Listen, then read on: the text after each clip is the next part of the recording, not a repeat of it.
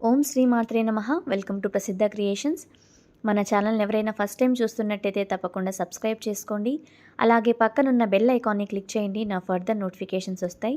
Like, share, comment చేయండి. ఈ రోజు వీడియోలో నటరాజస్వామి చిదంబరానికి ఎలా వచ్చారు అనే కథను ఈ వీడియోలో తెలుసుకుందాం.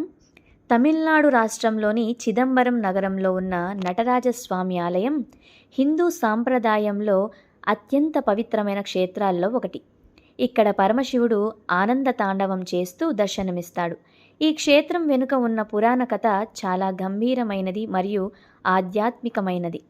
పురాణాల ప్రకారం ఒకప్పుడు దారుకావనం అనే అరణ్యంలో మహర్షులు యజ్ఞాలు చేస్తూ తమ మంత్రశక్తులతో ప్రపంచాన్ని నియంత్రించగలమని అహంకారంతో జీవించేవారు. వారు దేవుడిని కాకుండా తమ తపస్సు శక్తినే గొప్పగా భావించేవారు. ఈ అహంకారాన్ని తొలగించడానికి పరమశివుడు ఒక లీల చెయ్యాలని సంకల్పించాడు. శివుడు ఒక అందమైన యోగి అంటే భిక్షాటన రూపంలో దారుకావనంలోకి వచ్చాడు. ఆయన రూపాన్ని చూసి మహర్షుల భార్యలు ఆకర్షితులయ్యారు. ఇది చూసిన మహర్షులు కోపంతో శివుడిపై అఘోర శక్తులను ప్రయోగించారు. వారు ఒక భయంకరమైన పులిని సృష్టించారు. శివుడు దానిని చంపి దాని చర్మాన్ని ధరించాడు. వారు ఒక విష సర్పాన్ని సృష్టించారు. శివుడు దానిని ఆభరణంగా మెడలో ధరించాడు. చివరగా అపస్మర అనే రాక్షసుణ్ణి సృష్టించారు. ఇది అజ్ఞానానికి ప్రతీక.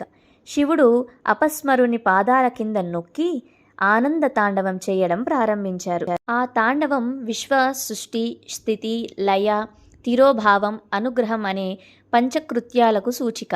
శివుడు అక్కడ నటరాజ రూపంలో ప్రత్యక్షమయ్యాడు. ఆ సమయంలో మహర్షులు తమ తప్పును గ్రహించి శివుని శరణు కోరారు. ఆ తరువాత పరమశివుడు అక్కడి అరణ్యాన్ని పవిత్ర క్షేత్రంగా మార్చి చిత్ ప్లస్ అంబరం అంటే జ్ఞాన ఆకాశం అనే అర్థముతో చిదంబరంగా ప్రసిద్ధి పొందింది. ఈ క్షేత్రంలో శివుడు ఆకాశతత్వాన్ని సూచిస్తూ నటరాజ రూపంలో స్థిరమయ్యాడు. ఇది పంచభూత స్థలాలలో ఆకాశ స్థలంగా ప్రసిద్ధి. చిదంబరంలో చిదంబర రహస్యం అనే గొప్ప ఆధ్యాత్మిక భావం ఉంది. గర్భగుడిలో ఒక తెర వెనుక శూన్య స్థలం ఉంటుంది. అది ఆకాశం, నిరాకార బ్రహ్మస్వరూపానికి సంకేతం. అంటే శివుడు రూపంలో ఉన్నాడు, రూపం లేకుండా కూడా ఉన్నాడు అనే భావం. ఈ ఆలయం సుమారు 2000 సంవత్సరాల ప్రాచీనమైనది. చోళరాజులు దీనిని విస్తరించారు. ఇక్కడ రోజు అనేకసార్లు పూజలు జరుగుతాయి.